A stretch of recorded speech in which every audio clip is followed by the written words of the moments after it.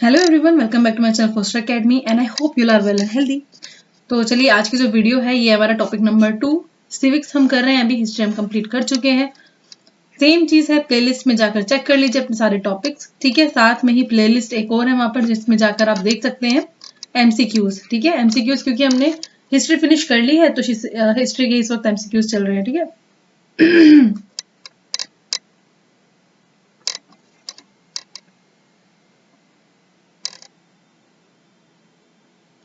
Hello everyone, welcome back to my channel Foster Academy and I hope you are well and healthy. तो आज की जो video है ये हमारी क्लास नंबर 2। ठीक है, और हम सिविक्स कर रहे हैं और क्लास नंबर 2 है। अपने नेक्स्ट टॉपिक के साथ आगे बढ़ रहे हैं। हिस्ट्री हम कंप्लीट कर चुके हैं, साथ के साथ क्लासेस फिनिश हो चुके हैं हिस्ट्री की, साथ के साथ अब एमसीक्यूज चल रहे हैं। एमसीक्यूज की डेली वीडियो आती है। ठीक है, और साथ में और जो न्यू टॉपिक जो चल रहे हैं सिविक्स के, इसकी भी डेली वीडियो आती है। तो मैंने आपसे लास्ट वीडियो में पूछा था Q&A सेशन के बारे में, तो ये कब करना है? संडे में। ठीक है, तो उस बारे में आगे बात कर लेंगे। पहले मुझे बताइए कि करना है कि नहीं, क्योंकि इसमें एनवीएस के काफी सारे क्वेश्चंस हैं, बच्चे पूछ रहे हैं कमेंट सेक्शन में। तो मैं चाहती हूँ कि वहां पर सब बच्चों से थोड़ी बात हो जाए। तो एनवीएस का हम तैयारी कर रहे हैं और जल्दी से नेक्स्ट टॉपिक अपना शुरू कर लेते हैं। वीडियो अच्छी लगे तो प्लीज लाइक कर दिया करो, सपोर्ट की बहुत ज्यादा जरूरत है आपकी। और दूसरी बात यह है कि वीडियोस अगर पसंद आए तो शेयर भी कर दिया कीजिए। ठीक है, चैनल तो सब्सक्राइब आपने कर ही लिया है, मुझे पता है। चलिए नेक्स्ट देख लेते हैं आप। फेडरलिज्म यानी संघवाद। ठीक है, ये हमारा नेक्स्ट टॉपिक है, फेडरलिज्म यानी संघवाद। लास्ट जो टॉपिक हमने किया था यानी क्लास 1 जो हमने की थी उसमें था आपका सत्ता की साझेदारी यानी पावर शेयरिंग के ऊपर हमने बात की थी। तो क्योंकि आपको फर्स्ट चैप्टर अच्छे से क्लियर हो गया है पावर शेयरिंग क्या है, तो पावर शेयरिंग के साथ ही नेक्स्ट इसका स्टेप होता है ये है संघवाद। अब ये तो हो गया कि पावर को शेयर करना जरूरी है, यानी देखिए सबसे बड़ी बात होती है शक्ति की। हर कोई पावर के पीछे तो भाग रहा है ना, और यहां पर हम पावर स्पेशली बात कर रहे हैं पॉलिटिक्स में। ठीक है, किसी भी देश को चलाने के लिए एक पार्टी की जरूरत होती है, एक सरकार की जरूरत होती है। तो सरकार क्या है, सत्ता में ही तो होती है, यानी शक्ति सारी की सारी उस कंट्री की सारी शक्ति जो है वो अब गवर्नमेंट के पास ही तो है। हालांकि लोकतांत्रिक सरकार में कहा जाता है कि जो शक्ति है वो लोगों के पास है, क्योंकि उनके पास राइट होता है, राइट टू वोट होता है कि वो उनको हटा सकते हैं किसी भी वक्त। मतलब अगर उनको सरकार पसंद नहीं आई तो नेक्स्ट वोट में बिल्कुल वोट देकर बिल्कुल उनको हटा देंगे, नई सरकार ले आएंगे। लेकिन क्या अगली सरकार भी अगर ऐसी हुई फिर क्या करेंगे? तो लोगों के पास एक तरीके से ऑप्शन है भी और नहीं भी है। तो यहाँ पर सबसे बड़ी बात क्या है, सरकार को ये चीज समझनी पड़ेगी कि ये हमारा देश है और इस देश में, और हाँ बढ़िया तरीके से कानून भी लागू करने होंगे, क्योंकि लोग बिल्कुल कानून बिना तो बात बनती नहीं है। देख रहे हैं कितने सारे क्राइम्स हो रहे हैं, कितनी सारी चीजें हो रही हैं, तो बिना कानून को तो देश चल ही नहीं सकता। तो यहाँ पर हम बात करेंगे सरकार के एक स्ट्रक्चर की, और एक स्ट्रक्चर है हमारा संघवाद। ठीक है, किसी भी देश को चलाने के लिए एक सरकार की जरूरत होती है, और वो सरकार किस तरीके से चलेगी ये उस कंट्री के कॉन्स्टिट्यूशन के अंदर मेंशन होता है, यानी उस कंट्री के संविधान के अंदर लिखा होता है। या फिर जरूरी नहीं है लिखित संविधान हो, पर एक संविधान क्या होती है, रूल्स की एक बुक होती है जिसके अंदर कंट्री को कैसे चलाना है, क्या क्या चीजें हैं, क्या करना है, क्या चीज अवॉइड करनी है, नागरिक किन्हें कहेंगे, नागरिकों के क्या अधिकार हैं, और ये सब के साथ बहुत सारी चीजें मेंशन होती है हमारे कॉन्स्टिट्यूशन में। जैसे कि आप जब पढ़ते हैं तो आप ऐसे नहीं है ना कुछ भी उठा के पढ़ लेंगे, आपको एक सिलेबस दिया जाता है पर्टिकुलर कि सिलेबस के अकॉर्डिंग आपको पढ़ना है। और फिर मार्किंग स्कीम भी होती है, जब आपको एग्जाम दिया जाता है, आपका एग्जाम होता है तो एक प्रॉपर मार्किंग स्कीम होती है जिसके थ्रू आपका जो पेपर है वो चेक होता है। तो हर चीज जो है वो एक सिस्टमैटिक तरीके से चलती है। ऐसे ही जब जिंदगी सिस्टमैटिक तरीके से चलती है तो फिर तो सरकार है। ठीक है, इतने सारे लोगों का पूरी एक रिस्पॉन्सिबिलिटी होती है। तो ये संघवाद क्या है, एक तरीके की स्ट्रक्चर है, एक तरीके की फॉर्म है गवर्नमेंट की रूल करने की। ठीक है, तो सरकार में हम मेनली बात करेंगे सबसे पहले संविधान की। संविधान क्या है, वो एक रूल्स की एक बुक है जो एक कंट्री को चलाने के काम आती है। दूसरी बात, सरकार का क्या स्ट्रक्चर है, यानी किस तरीके की सरकार है। ठीक है, कौन सी व्यवस्था कौन सी कंट्री में है, ये भी बहुत मायने रखती है। जैसे कि आपको तंत्र के बारे में पता है, सिस्टम के बारे में पता है, जैसे राजतंत्र होता है, लोकतंत्र होता है। ठीक है, और अगर शासन की बात करें इनमें, तो कई बार आपने देखा है एकात्मक शासन शब्द आपने देखा होगा, एकात्मक शासन, और इसके बिल्कुल विपरीत है संघात्मक शासन। ठीक है, संघवाद यानी संघ की विचारधारा। संघ का विचार, ठीक है। या एक तरीके से हम कह सकते हैं कि एक तरीके संघ है उसके बारे में विचार कर रहे हैं, तो ये क्या हो गया, संघवाद, यानी संघों का एक ग्रुप। तो संघवाद की बात कर लेते हैं।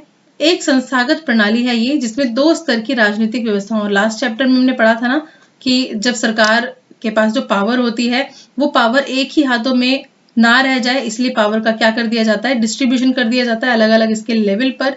तो ये जो लेवल है, इस लेवल को लाना ही क्या है, संघवाद, ठीक है।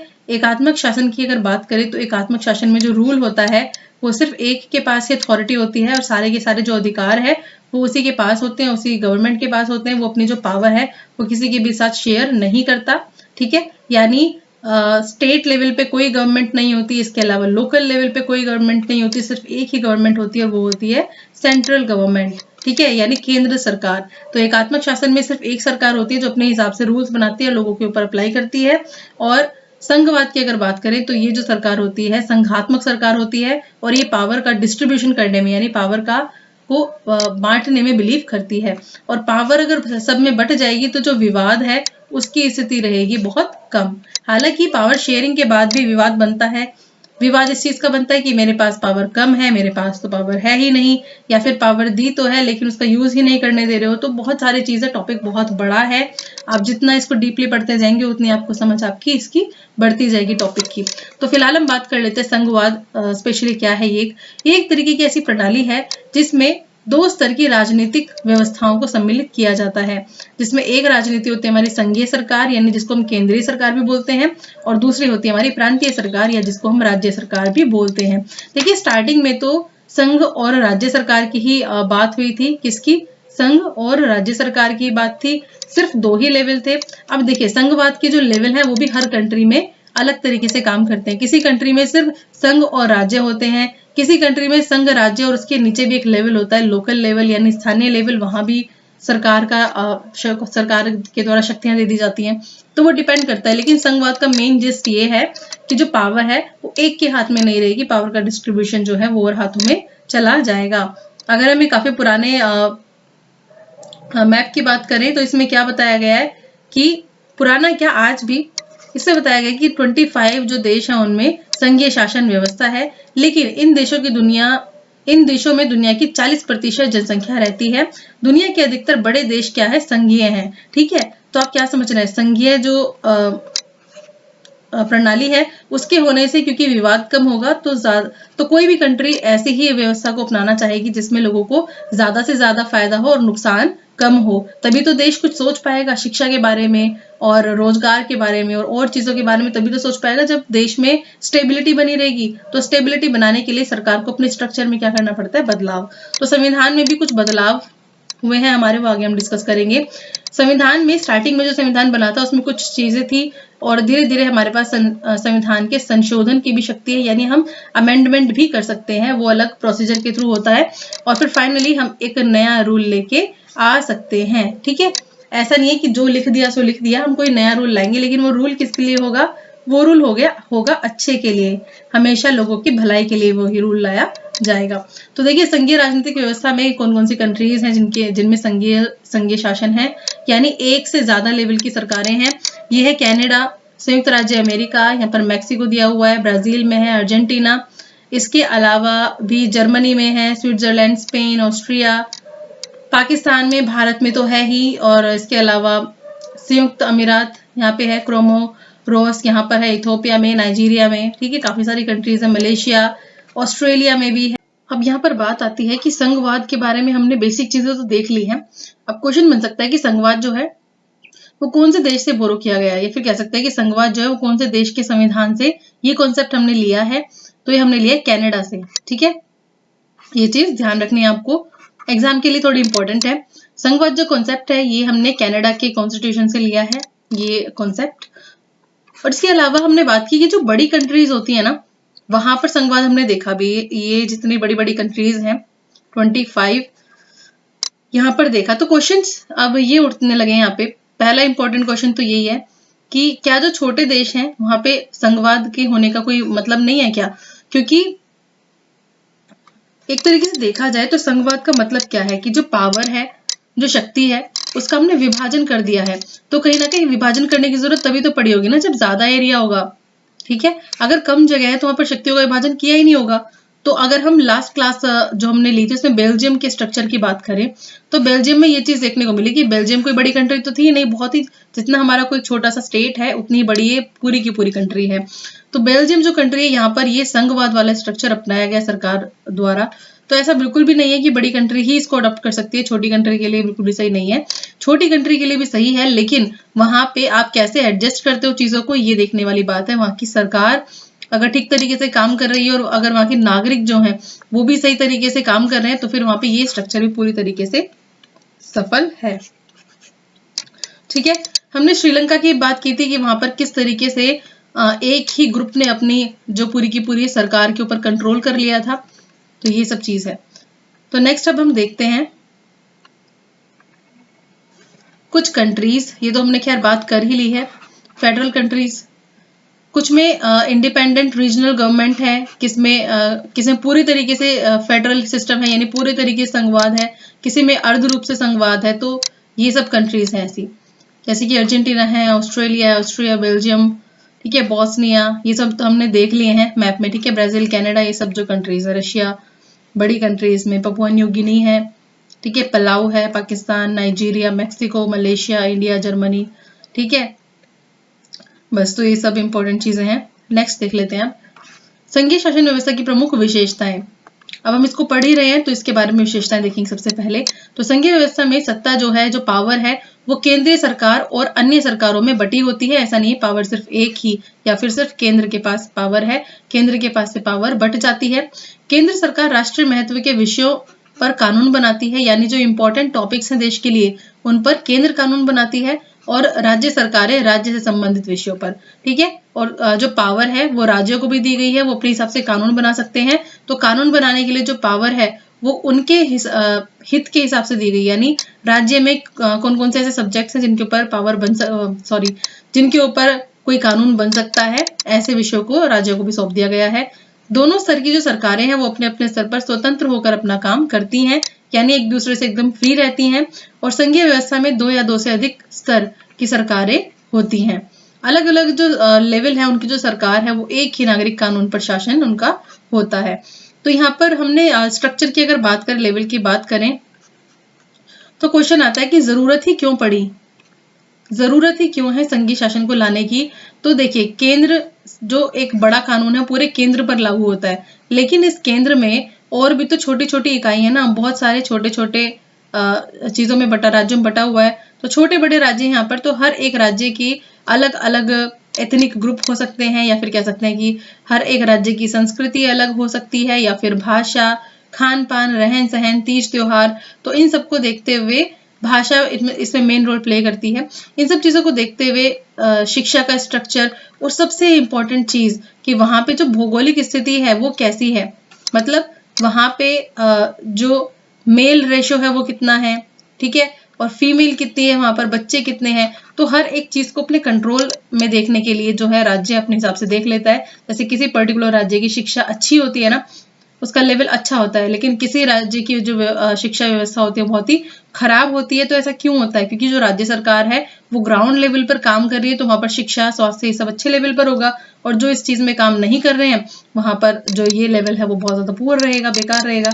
तो इसी तरीके से अलग अलग जो क्षेत्र है, अलग अलग जो राज्य हैं, वो अपने रिस्पॉन्सिबिलिटी ले लेते हैं अपने हिसाब से, कि जो केंद्र है वो तो पूरे देश के ऊपर रूल बनाएगा ही, अपने हिसाब से करेगा ही काम। इसके अलावा जो राज्य है वो अपने हिसाब से अपने ही स्टेट के लिए रूल बना सकता है। इसके अलावा इसके लिए उसको टैक्स वगैरह भी लेने की आजादी होती है, कुछ एक तरीके के टैक्सेस लगा सकता है, ठीक है।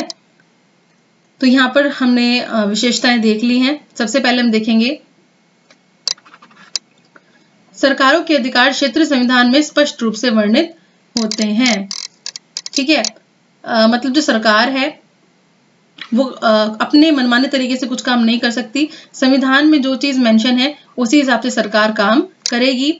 संविधान के मौलिक प्रावधानों में बदलाव अधिकार दोनों स्तरों की जो सरकार है उनमें सहमति से ही संभव होगा। मतलब अगर किसी चीज में कोई प्रॉब्लम आ रही है, किसी अधिकार में कोई बदलाव करना है किसी चीज में, और कॉन्स्टिट्यूशन में कोई चीज लिखी हुई है लेकिन वो आज के हिसाब से सही नहीं है तो उसमें संशोधन किया जा सकता है, लेकिन वो संशोधन करने के लिए जो राज्य और जो केंद्र है दोनों को आपस में मिलकर काम करना पड़ेगा। ठीक है।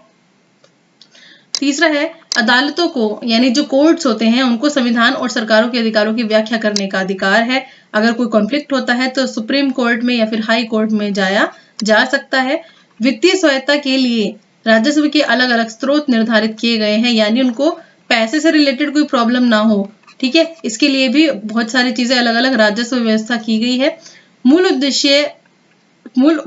उद्देश्य क्षेत्रीय यानी विविधताओं का सम्मान करते हुए देश की एकता की सुरक्षा और उसे बढ़ावा देना ही संघवाद का क्या है, उद्देश्य है कि अलग अलग जगह पर अपनी स्वायत्ता भी बनी रहे, यानी अपना एक फ्रीडम भी बना रहे और ये फ्रीडम सबको साथ लेके चलेगा और पूरे केंद्र को क्या बनाएगा, सेंटर को क्या बनाएगा, स्ट्रांग बनाएगा। ठीक है, तो ये चीज है, ये हमने यहाँ पर देख लिया है।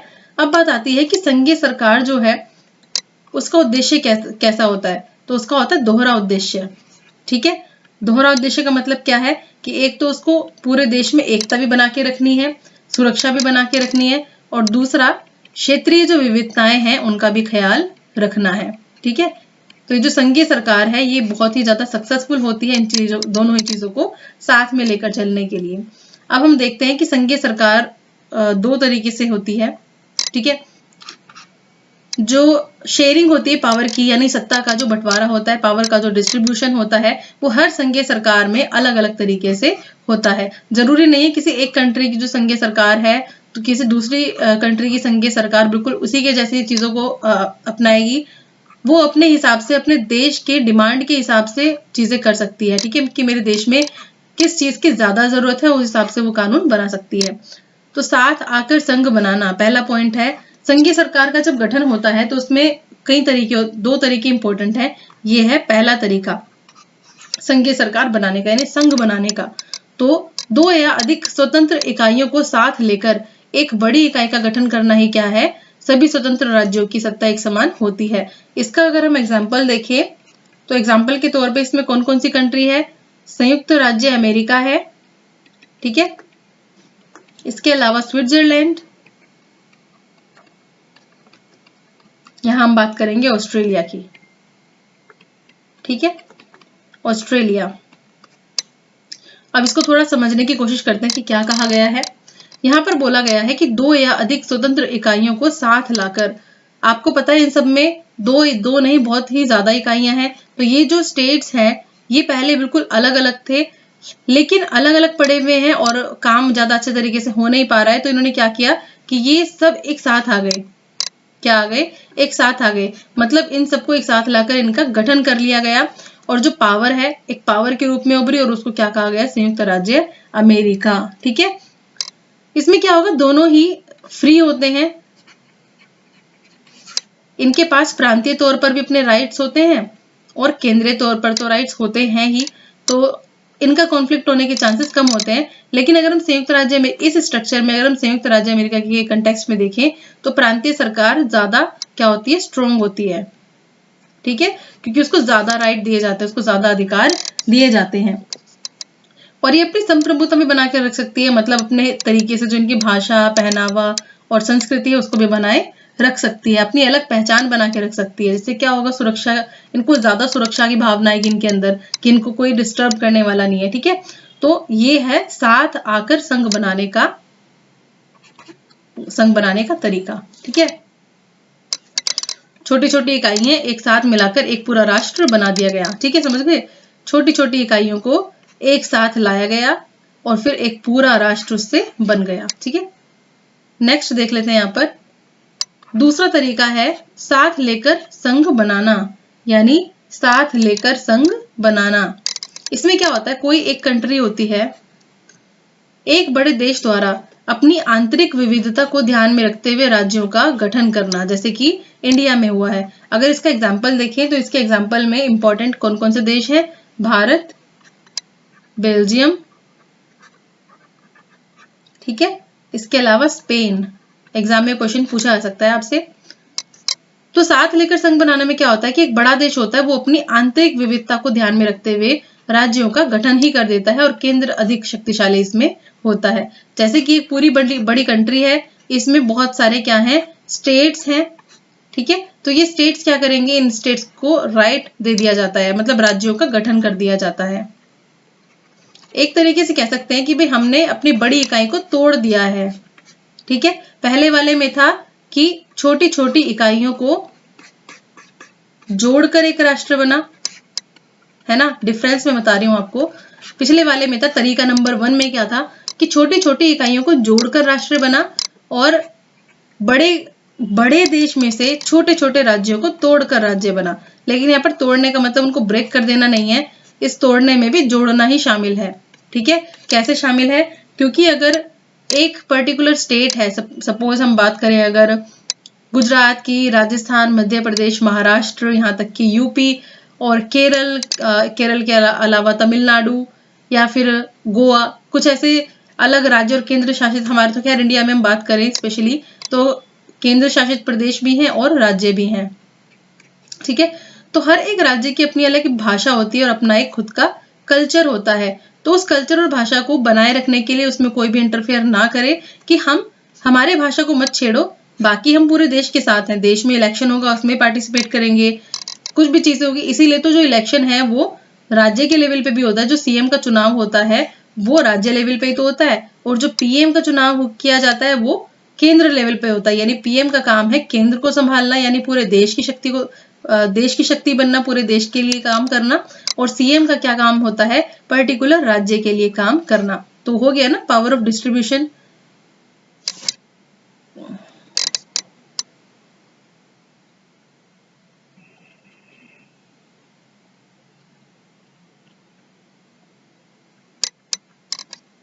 ठीक है। तो इस तरीके से, जिस तरीके से केंद्र पर को पीएम देखता है और राज्य के लिए रिस्पॉन्सिबल होता है सीएम यानी मुख्यमंत्री, तो इस तरीके से हो गया ना डिस्ट्रीब्यूशन ऑफ पावर, यानी पावर का बंटवारा। तो हमने क्या किया, एक बड़े देश में से छोटी छोटी इकाई बनाई, छोटे छोटे राज्य बनाए और उनको साथ में जोड़ दिया कुछ पावर्स देकर। समझ गए ना बात, हमने बड़े में से छोटा राज्य बनाया।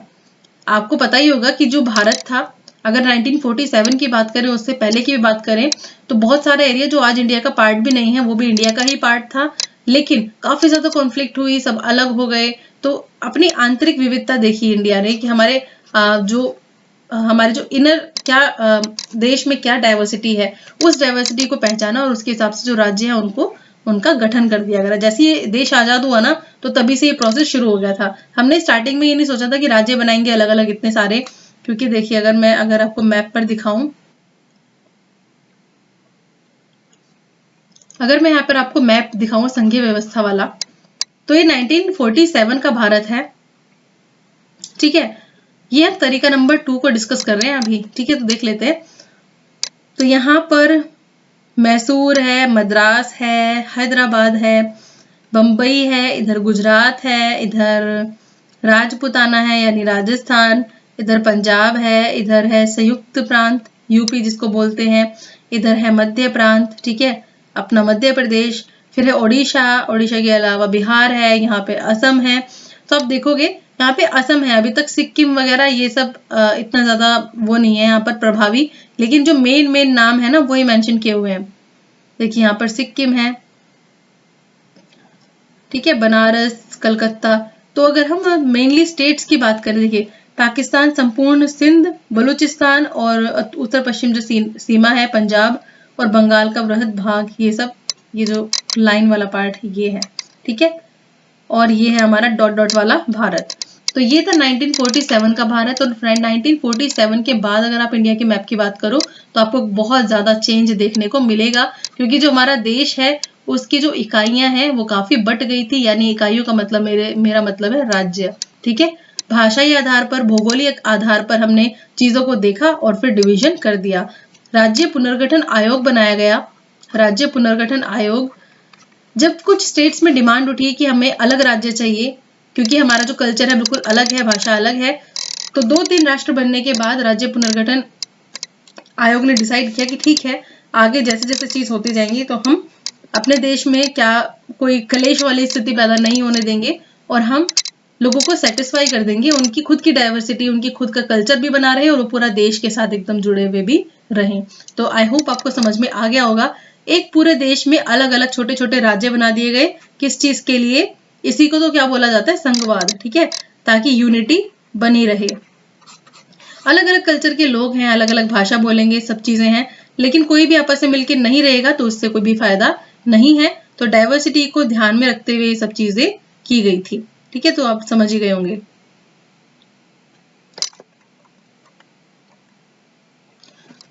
यहां पर दे हम, आई होप आपको ये सब चीजें समझ में आ गई होंगी। ये था हमारा सेकंड तरीका, साथ लेकर संघ बनाना। और पहले वाला तरीका क्या था हमारा? साथ आकर संघ बनाना, ठीक है। पहले बिखरे हुए जो स्टेट्स हैं अलग अलग, वो अब एक साथ आ गए और मिलकर एक राज्य बना लिया।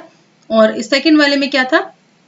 साथ लेकर संघ बनाना, कि एक पूरे राष्ट्र में से कुछ इकाइयां बना दी, मतलब कुछ राज्य बना दिए और फिर उनको लेकर संघ बनाना। तो आई होप दोनों ही चीजें आपको समझ में आ गई होंगी। इसका एग्जाम्पल मैंने आपको बता ही दिया है, इंडिया है, बेल्जियम, स्पेन, ये सब इसके कुछ उदाहरण है, ठीक है। भारत, बेल्जियम, स्पेन जैसे देश इसके कुछ उदाहरण है, ठीक है। इसकी विशेषता क्या होती है कि इसमें केंद्र ज्यादा पावरफुल होता है। इस वाले तरीके में केंद्र ज्यादा पावरफुल होता है। कई बार जो राज्य है उसको कुछ एक शक्तियां प्रदान नहीं की जाती है, ठीक है। और इसके साथ ही मैं बताऊं आपको, तो केंद्र शासित प्रदेश में यहाँ पर इसके अलावा राज्य जिनको पूरे तरीके से राज्य का दर्जा दिया गया है, ये केंद्र शासित प्रदेश केंद्र के अंडर में होते हैं, सेंट्रल के अंडर में होते हैं, क्योंकि ये इतने बड़े आकार के नहीं होते और इनकी जो भौगोलिक कंडीशन है वो इस लायक नहीं होती कि इन्हें पूरे बड़े फुल फ्लेश्ड राज्य का दर्जा दिया जाए, ठीक है। चलिए यहाँ पर अगर आगे हम बात करेंगे एकात्मक राज्य की और संघात्मक राज्य की। वैसे तो ये डिफरेंस मैंने आपको बता ही दिया है, इन दोनों में क्या डिफरेंस है। एकात्मक जो सरकार होती है उसका मेन मकसद क्या होता है कि सरकार को अपने हिसाब से इसमें चलाना, और इसमें केंद्र के पास सारी शक्तियां होती है, इसका पावर का डिस्ट्रीब्यूशन बिल्कुल भी नहीं होता। लेकिन जो संघात्मक सरकार होती है इसमें लेवल वाइज क्या किया जाता है? डिस्ट्रीब्यूशन ऑफ पावर, ठीक है। केंद्र हो गया, राज्य हो गया, और फिर स्थानीय स्वशासन या फिर स्थानीय शासन। अगर स्थानीय शासन पूछा जाए कि कौन से ऐसे दार्शनिक थे, तो गांधी जी ने इसके बारे में बात की थी, स्थानीय स्वशासन के बारे में। और ये स्पेशली बात हो रही है यहाँ पर पंचायत के बारे में, तो गांधी जी ने पंचायत के बारे में भी काफी चीजें बोली थी। कॉन्स्टिट्यूशन में शुरुआत में स्थानीय शासन नहीं था, यानी पंचायतें नहीं थी। बाद में अमेंडमेंट करके यानी संशोधन करके संविधान में इस तीसरे लेवल को ऐड किया गया। ये भी आपको ध्यान रखना है, आगे देखेंगे हम। नेक्स्ट है भारत में संघीय व्यवस्था। भारत की एस्पेक्ट में हम संघीय व्यवस्था को समझने की कोशिश करेंगे। भारत जैसा देश जिसमें बहुत ज्यादा विविधता है, इसको बनाए रखना बहुत ही एक बड़ी बात है ना। कब कौन किस चीज के ऊपर लड़ाई करने लगे कुछ नहीं कह सकते, लेकिन सभी लोगों की विविधताओं का सम्मान करना यहाँ पर बहुत ज्यादा जरूरी है, ठीक है। तो यहाँ पर शुरू में 2 लेवल थे सरकार के, कौन कौन सा? केंद्रीय स्तर और राज्य स्तर, ठीक है। और इस तरीके से काम चल रहा था, लेकिन बाद में एक लेवल जो है उसको ऐड किया गया, तीसरा लेवल जोड़ा गया। और ये तीसरा लेवल पंचायत या फिर शहरों में क्या बोला जाता है? नगर पालिका। इलेक्शन सुना है ना आपने, जैसे कि अगर दिल्ली की बात करें या फिर एमसीडी होती है, फिर ये मेनली क्या होता है? म्युनिसिपैलिटी, ठीक है। और फिर आगे लगा देते हैं जो भी कोई स्टेट हो उसका लेटर लगा देते हैं आगे। तो पंचायत है गांव के लिए होती है, और ये नगर पालिका जो होती है या फिर नगर निगम जो होते हैं, ये किसके लिए होते हैं? ये शहरों के लिए होते हैं। एक पर्टिकुलर आबादी चाहिए होती है, जनसंख्या चाहिए होती है, उसको फिर नगर पालिका में कन्वर्ट कर दिया जाता है। तो 3 लेवल पता है आपको, 3 अपने तरीके से अलग अलग तरीके से काम करते हैं। अब हम बात करेंगे कि जो तीनों लेवल हैं इनका काम किस तरीके से चलेगा, इनमें विवाद ना हो और विषयों का बंटवारा किया गया, ठीक है। अगर हम कानून की बात करें कि कानून किस तरीके से काम करेगा, किस तरीके से रूल्स बनाए जा सकते हैं, क्योंकि केंद्र के पास तो सारे राइट्स हैं ही रूल्स बनाने के, लेकिन राज्य को किस तरीके से राइट दिए जाएं, पंचायत को किस तरीके से राइट दिए जाए कि वो कानून व्यवस्था कायम कर सके अपने अपने एरिया में, अपने अपने राज्य में। तो इसके लिए 3 सूची आई, 3 सूचियां, लिस्ट जिनको बोलते हैं, ठीक है। राज्य ये कहाँ काम करती है? केंद्र में, यानी कुछ एक विषय होते हैं जिनके ऊपर जो रूल्स है वो सिर्फ और सिर्फ केंद्र बना सकती है, राज्य का उसमें कोई भी इंटरफेयर नहीं होता। दूसरा होता है केंद्र सूची यानी संघ सूची, ठीक है। संघ सूची, इस पर केंद्र का राइट होता है। फिर होती है राज्य सूची, जिसके ऊपर किसी पर्टिकुलर राज्य का राइट होता है, और इसके जो विषय होते हैं वो राज्य के हिसाब से होते हैं। हर एक राज्य में कौन कौन सी ऐसी चीजें जो जरूरी होती हैं और सिर्फ राज्य ही उनके ऊपर डिसीजन ले सकता है। और तीसरा होता है समवर्ती सूची। समवर्ती सूची, समवर्ती सूची पर केंद्र और राज्य दोनों मिलकर डिसाइड करते हैं कि इसका रूल कैसे बनना है। इसके अंदर भी कुछ एक विषय होते हैं। और फोर्थ भी होती है एक, कॉन्स्टिट्यूशन जब बना था तो जो जो सब्जेक्ट थे वो इधर उधर कर दिए गए तीनों सूचियों में, लेकिन कुछ एक सब्जेक्ट थे जो कि बाद में ऐड हुए हैं, जिनको कहते हैं अवशिष्ट शक्तियां या फिर सूची, अवशिष्ट सूची। इसमें जो बचे हुए सब्जेक्ट्स हैं ना वो आते हैं, जैसे कि कंप्यूटर सॉफ्टवेयर, आईसीटी वगैरह, ठीक है, इस रिलेटेड चीजें, सब्जेक्ट्स, उनके ऊपर जो डिसीजन है। और ये जो अवशिष्ट शक्तियां हैं या फिर अवशिष्ट जो सूची है, इसके सारे राइट्स किसको दे दिए गए हैं, केंद्र को। यानी पहले सारे जितने राइट हैं केंद्र के पास आ गए, फिर राज्य के लिए जरूरी उसको दे दिए गए, फिर कुछ एक राइट्स जो केंद्र और राज्य दोनों को मिलकर रूल बनाने होते हैं वो, और फिर फोर्थ है अवशिष्ट वाला, अवशिष्ट विषयों की सूची, तो ये केंद्र को दे दी गई, ठीक है। तो आप ये चीज समझ गए होंगे। अब हम यहाँ पर एक इंपॉर्टेंट चीज की बात करेंगे, बाकी बचे हुए सब्जेक्ट को अवशिष्ट सूची में रखा गया, आपको ध्यान रखना है। अब यहाँ पर एक बात आती है, विशेष दर्जा दिया जाना, विशेष दर्जा, ठीक है। तो यहाँ पर आर्टिकल 370 की हम बात करेंगे। इसके तहत जो 1950 सबसे ज्यादा इंपॉर्टेंट यहाँ पर जम्मू एंड कश्मीर का हमेशा से ही बात होती आई है। तो इतिहास की बात करें तो 1954 का जो राष्ट्रपति का आदेश था, उसमें भारत के राज्य के रूप में इसको स्थापित किया गया, किसको, जम्मू कश्मीर को। और 14 मई 1954 में इसको पूरे तरीके से क्या राज्य एक बना दिया गया अलग। और पुनर्गठित जम्मू और कश्मीर, जम्मू और कश्मीर को पुनर्गठित यानी दोबारा से उसका गठन किया गया, और इसी के अंदर पहले लद्दाख था, लेकिन लद्दाख को भी अलग कर दिया गया। 31 अक्टूबर 2019 को एक नया कानून बना था, जिसमें कि अब जम्मू कश्मीर को विशेष दर्जा हटाकर किस सूची में ला दिया गया, इसको ला दिया गया अब केंद्र की सूची में, ठीक है। तो केंद्र में दो और ऐड हो गए अब, जम्मू कश्मीर एंड लद्दाख। कश्मीर के और लद्दाख के बारे में, तो जम्मू कश्मीर का ही देखिए, जम्मू कश्मीर का ही एक पार्ट था लद्दाख भी। तो अब क्या किया गया, जम्मू कश्मीर को अलग करके बिल्कुल, ठीक है, राज्य के जो स्टेटस है उससे अलग करके, मतलब जम्मू कश्मीर को एकदम अलग कर दिया गया। और इसमें से भी जो लद्दाख है इसको अलग निकाल दिया गया। मतलब वैसे तो हो ही सकता था कि जम्मू कश्मीर और लद्दाख को एक में रखा जाता, लेकिन स्पेशली लद्दाख को भी अलग कर दिया गया और जम्मू कश्मीर को अलग से, ताकि दोनों में ज्यादा अच्छे तरीके से प्रशासनिक कार्य हो सके, ठीक है। तो अगर केंद्र शासित प्रदेश की बात करें तो यहाँ पर जम्मू कश्मीर और अब लद्दाख को भी ऐड कर दिया गया है। और आर्टिकल 370 हट गया है 31 अक्टूबर 2019 को, ठीक है। तो इसको स्पेशल दर्जा था वो हट गया है, जैसे कि अपना खुद का कॉन्स्टिट्यूशन था, ये सब चीजें थी, प्रॉपर्टी से रिलेटेड राइट थे, बहुत सारी ऐसी चीजें थी, तो अब इन चीजों को हटा दिया गया है। नेक्स्ट हम देखने की कोशिश करेंगे कि आगे क्या चीजें हैं। देखिए, जब भी हम बंटवारे की बात करते हैं ना देश में, तो उसका आधार बहुत सारी चीजें बनती है, जैसे कि भाषा का आधार, और भाषा के आधार पर ही बंटवारे सबसे पहले हुए थे, हमने देखा था।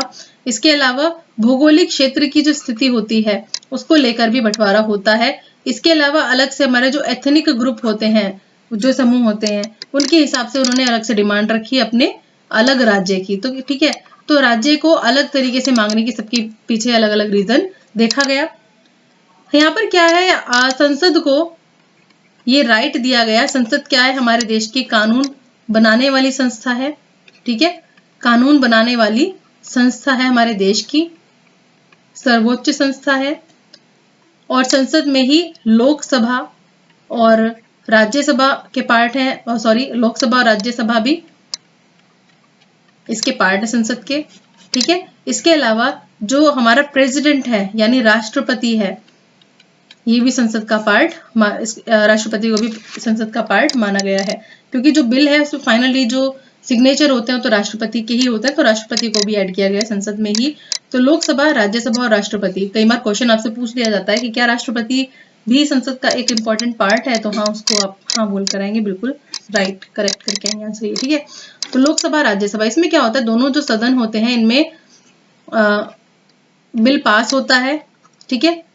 और फाइनली अधिनियम आता है, वो पारित होता है, फिर वोट्स होती हैं, वोट्स के बाद एक प्रोसीजर चलता है, फिर वो फाइनली राष्ट्रपति के पास जाता है एक्सेप्टेंस के लिए। अगर राष्ट्रपति उसके ऊपर सिग्नेचर कर दें तो फिर वो क्या बन जाता है, पूरा एक एक्ट बन जाता है, ठीक है। यानी फाइनली फिर वो कानून बन जाता है, और इस कानून के थ्रू ही, और इसी को क्या कहा जाता है, संशोधन होना, ठीक है। सपोज जो पहले से बना हुआ एक कानून है उसको दोबारा से कंसिडर किया गया और उसमें कुछ चेंजेस किए गए हैं, तो उसी को क्या बोला जाएगा, संशोधन होना। पहले कानून को दोबारा से देखकर और उसमें कुछ चेंजेस ला देने को भी क्या कहते हैं, संशोधन होना। और नए कानून भी बने, जैसे किसान बिल वाला जो बना था वो कानून बना था, फिर उसको काफी प्रोटेस्ट होने के बाद हटाने की कगार पर ला दिया गया था, ठीक है। यहाँ पर संघ सूची हमने बात की थी, अभी देख लेते हैं कौन कौन से विषय हैं। इसमें 100 विषयों को रखा गया है। स्टार्टिंग में विषय अलग थे, लेकिन अब जो विषय हैं वो घटा बढ़ा दिए गए और अब फाइनली इसमें 100 विषयों को शामिल किया गया है, जिसमें कि संघ सूची में जो सारे राइट्स होते हैं, सारे जो पावर होती है वो केंद्र के पास होती है। सिर्फ केंद्र ही इसके ऊपर डिसीजन ले सकता है। और ये सारे सब्जेक्ट कौन कौन से, भारत की रक्षा मंत्रालय हो, विदेश मंत्रालय हो, वायु मार्ग, करेंसी, सिक्का, रेल, बैंक, टेलीफोन, डाक सेवा, तार सेवा, और इसके अलावा विदेशी मामले, रेडियो टेलीविजन, डाकघर, शेयर बाजार, बैंकिंग, बीमा, रक्षा, रेलवे, जनगणना और निगम कर, ये सब किसके अंदर आते हैं, सारे टॉपिक्स ये सब आते हैं केंद्र में, ठीक है। सिर्फ केंद्र को इनके बारे में कानून बनाने का राइट होता है, अधिकार होता है। अब आती है राज्य सूची।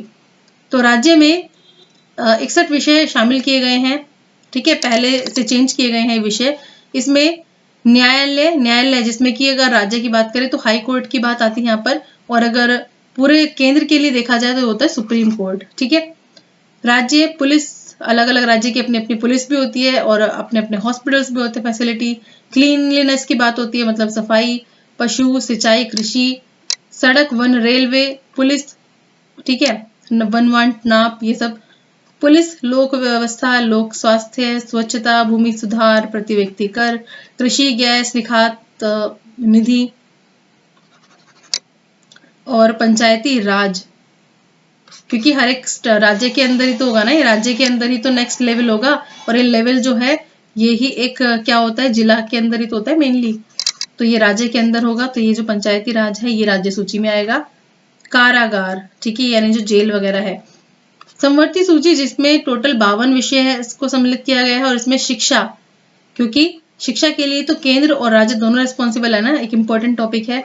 दीवानी फौजदारी मामले, श्रम कल्याण, कारखाने, समाचार पत्र, वन, आर्थिक सामाजिक नियोजन, प्रदूषण नियंत्रण, परिवार नियोजन, ठीक है। इसके अलावा आर्थिक योजन योजना और शिक्षा, वन, विद्युत, दंड, विवाह, मेनली विवाह से क्वेश्चन आ जाता है, गोद लेना, ये भी समवर्ती सूची के अंदर आता है, ठीक है। तो समवर्ती सूची के ऊपर जैसे मैंने आपको बताया कि जो डिसीजन मेकिंग पावर है वो केंद्र और राज्य को मिलकर इसके ऊपर डिसीजन लेना होता है। सिर्फ केंद्र या सिर्फ राज्य इस पर डिसीजन नहीं ले सकता। ऐसी स्थिति में केंद्र सरकार को संविधान द्वारा प्राप्त अधिकारों के आधार पर ऐसे विषयों पर कानून बनाने की शक्ति प्राप्त होती है जो न राज्य सूची में हो और न ही समवर्ती सूची में हो। यानी जो न्यू सब्जेक्ट्स आते हैं, नए विषय आते हैं, वो नए विषय जो किसी भी सूची में अब तक नहीं थे, उनको अवशिष्ट शक्ति कहा जाता है, अवशिष्ट सूची कहा जाता है। और ये सब के ऊपर डिसीजन कौन लेता है, केंद्र सरकार ही इसके ऊपर डिसीजन लेती है, ठीक है। आईसीटी इसमें इंपॉर्टेंट है, ठीक है, इंफॉर्मेशन एंड कम्युनिकेशन टेक्नोलॉजी। एक चीज और बता दूं मैं आपको, आपने सुना होगा ना कि केंद्र के लिए संसद होती है कानून बनाने के लिए। तो राज्य में कानून कैसे बनता है, राज्य में विधानसभा होती है ना, विधानसभा, विधान परिषद, तो ये राज्यों में कानून बनाने का काम करती है, ठीक है। संघीय व्यवस्था कैसे चलती है हमने मैप डिस्कस कर ही लिया है, आगे देखते हैं अब हम।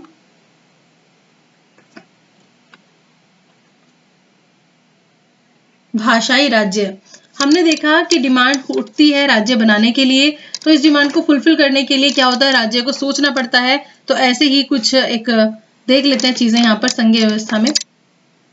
भाषाई आधार, ठीक है, वेट अ मिनट,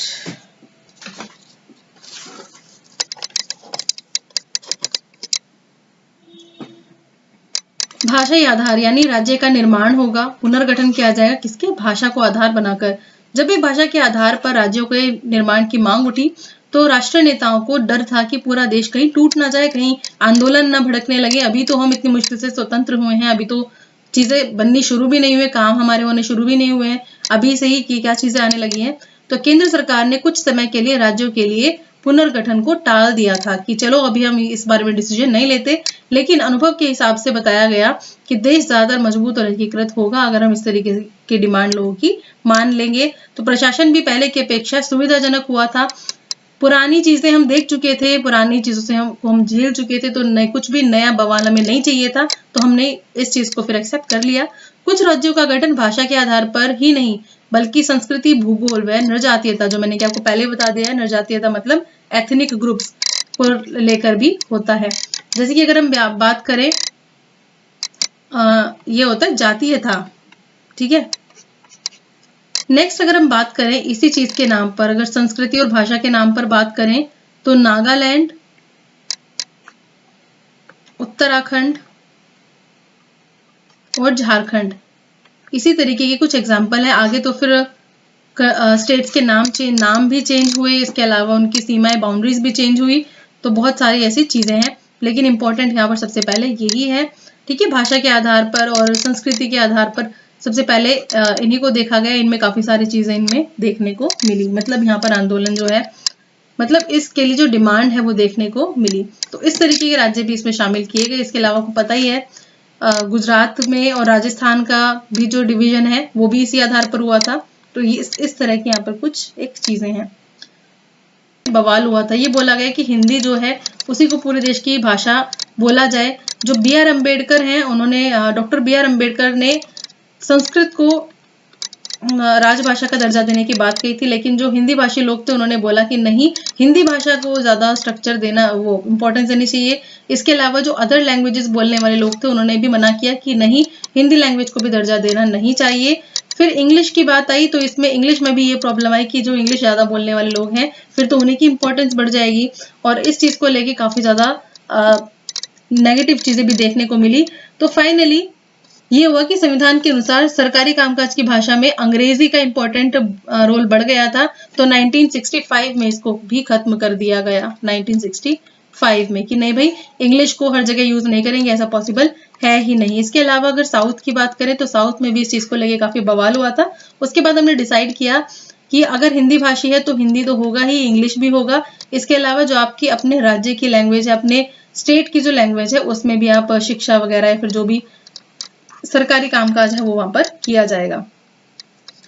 केंद्र सरकार केंद्र राज्य संबंध की अगर बात करें तो यहाँ पर यही, वैसे तो हमने संवाद के अंदर बोल दिया कि केंद्र और राज्य के बीच में समन्वय बना रहेगा, एक तरीके से कंट्रोल वाली पोजीशन रहेगी और समन्वय वाली कंडीशन रहेगी, लेकिन क्या ये सच में पॉसिबल हुआ?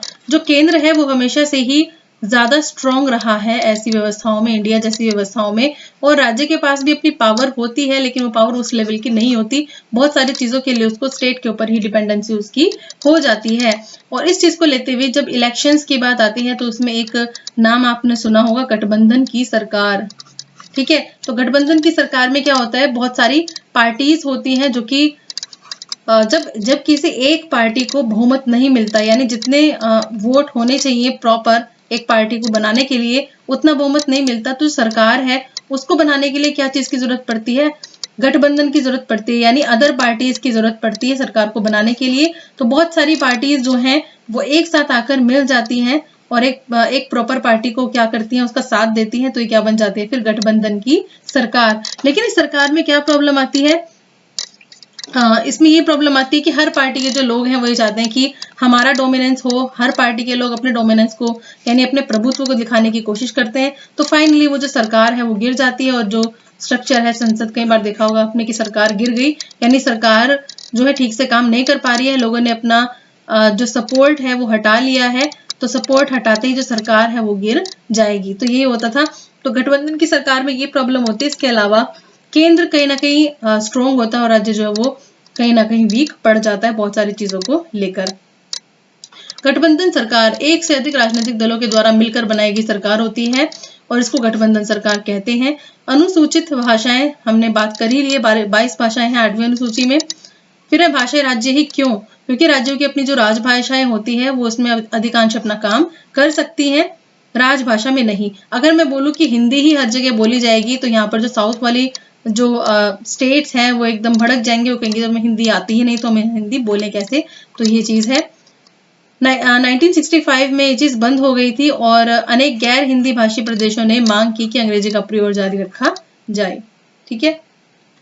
तमिलनाडु की अगर बात करें, मैंने पहले ही बता दिया है, तोगरू रूप इस डिमांड को ले लिया था और केंद्र सरकार ने हिंदी के साथ साथ इंग्लिश को भी राज्य के कामों में प्रयोग करने की अनुमति देकर इस विवाद को सुलझाया था। अनेक लोगों का मानना यह भी था कि समाधान में अंग्रेजी भाषा अभिजन को लाभ पहुंचाएगी। जो बड़े लोग हैं जिनको इंग्लिश भाषा आती है सिर्फ उनको ही फायदा हो पाएगा। राजभाषा के रूप में हिंदी को बढ़ावा देने के बाद सरकार ने की नीति बनी हुई है, उसको बढ़ावा देने का मतलब है ये नहीं कि केंद्र सरकार उन राज्यों पर भी हिंदी को थोप दे जिनमें कि उस भाषा को बोलने वाला ही कोई नहीं है। ठीक है। भारतीय राजनेताओं ने इस मामले को लचीला रुख अपनाया और इसी तरीके से श्रीलंका जैसी स्थिति यहाँ पर नहीं बन पाई। देखेंगे यहाँ पर भारत में विकेंद्रीकरण, तो विकेंद्रीकरण का मतलब क्या होता है? डिसेंट्रलाइजेशन। क्या? डिसेंट्रलाइजेशन। एक होता है सेंट्रलाइजेशन यानी केंद्रीकरण, और इसका जो विपरीत होता है ये होता है डिसेंट्रलाइजेशन यानी विकेंद्रीकरण। यानी जब शक्ति जो है वो एक ही हाथों में एक ही व्यक्ति के पास ना रह के या एक ही लेवल पे ना रह के अलग अलग लेवल पर डिस्ट्रीब्यूट हो जाती है। तो यहाँ पर हम बात करेंगे, इसके पीछे सोच यही है कि सभी का फायदा हो। ठीक है। सभी अपने अपने एरिया में ठीक तरीके से काम कर पाए। तो इसमें लेवल की हमने बात कर ही ली है। लेवल 1 है हमारा केंद्र सरकार, लेवल 2 है हमारा राज्य सरकार और लेवल 3 है हमारा स्थानीय सरकार। ठीक है। ये जरूरत महसूस करी गई क्योंकि जो गांव वाला जो लेवल है ना वो कहीं ना कहीं पिछड़ा ही रहता था। तो इस पिछड़े लेवल की प्रॉब्लम को सॉल्व करने के लिए ये चीज लाई गई। इसके अलावा अगर शहरों की बात करें तो शहरों में नगर पालिका नगर निगम की बात कही गई है। अपने अपने संसाधन मैक्सिमम तरीके से यूज कर सकते थे इस तरीके से लोग, और इस ही चीज को देखते हुए 1992 में एक कदम उठाया गया और संविधान में क्या किया गया? संशोधन किया गया। ठीक है। और जो पावर है उसका 3rd लेवल लेकर आया गया। अब यहाँ पर हम बात करेंगे क्या क्या चीजें आई यहाँ पर। तो यहाँ पर इस व्यवस्था को बोला गया पंचायती राज। 1992 में पंचायती राज व्यवस्था के प्रमुख प्रावधान कुछ इस तरीके से हैं। ये स्वशासी निकाय हैं यानी इनके ऊपर किसी और का कंट्रोल नहीं है, और ये एक संवैधानिक बाध्यता है यानी संविधान में ये चीज अब मेंशन है। ऐसे नहीं कि हवा में बात हो रही है, संविधान में ये चीज लिख दी गई है कि एक 3rd लेवल भी है जिसको पंचायत कहा गया है। निर्वाचित स्वशासित निकायों के सदस्य तथा पदाधिकारियों को पदों में अनुसूचित जाति, अनुसूचित जनजाति, पिछड़ी जनजातियों के लिए सीटें आरक्षित भी की गई है, यानी आरक्षण भी यहाँ पर प्रोवाइड किया गया है ताकि कोई भी ऐसा ग्रुप सोसाइटी का रह ना जाए जो कि पार्टिसिपेट नहीं कर पाएगा। तभी तो होगा ना डिस्ट्रीब्यूशन ऑफ पावर, सभी में डिस्ट्रीब्यूशन होना जरूरी है। कम से कम 1/3 पद किसके लिए? महिलाओं को भी इसमें पार्टिसिपेट करने का मौका दिया गया, उनको भी आरक्षण के अंदर लाया गया। हर राज्य में पंचायत और नगर पालिका चुनाव कराने के लिए राज्य क्या करेगा? चुनाव आयोग नामक, ये बहुत इंपॉर्टेंट है, यहाँ से क्वेश्चन आ जाता है कि राज्य में जब चुनाव होते हैं या फिर पंचायत के चुनाव होते हैं उसके लिए कौन करता है? तो राज्य का चुनाव होता है जो केंद्र लेवल पे जो चुनाव आयोग है वो करता है। तो इसका राज्य चुनाव आयोग सारी रिस्पॉन्सिबिलिटी लेता है क्योंकि ये भी अपने आप में एक स्वतंत्र संस्था ही है। राज्य सरकारों को अपने राजस्व और अधिकारों के कुछ हिस्सा इन स्थानीय स्वशासी निकायों को देना पड़ता है, यानी राज्य सरकार जो पूरे तरीके से इसके साथ कोऑपरेट करती है। ग्राम पंचायत की बात करें तो प्रत्येक गांव में या गांव समूह की एक क्या होती है? पंचायत होती है, जिसमें कई सदस्य और एक अध्यक्ष भी होता है। प्रधान अध्यक्ष को क्या कहा जाता है? सरपंच कहा जाता है।